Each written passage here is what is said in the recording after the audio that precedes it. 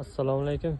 2026-yil 27-fevral soatimiz 16:51 holatiga ko'ra Nazarov Jasur aka xonadoniga o'rnatilgan stansiyamiz tanishtirib o'tamiz. Hozirda quvvati 20 kW, invertorimiz esa 30 kW Sangro invertor o'rnatilgan. Bitta stansiya bilan umumiy tanishtirib o'taman.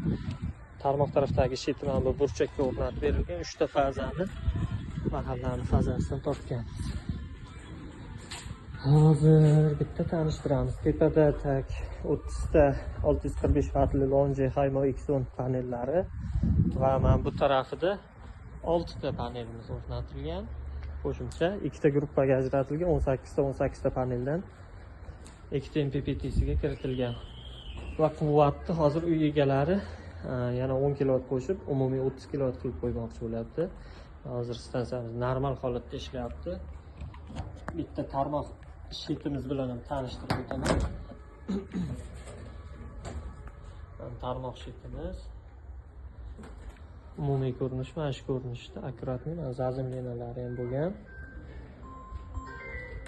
Juda chiroyli tartibda o'rnatib ishga tushirdik. Stansiyamiz zo'r ishlayapti. Mana bu ishlab chiqarayotgan hozirgi quvvat. Soatimiz 16:55 bo'lishiga qaramasdan o'sha 8 kW beradi. Ob-havomiz ham bo'ladi yaxshi holatda.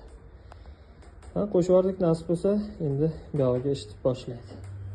Rahmat.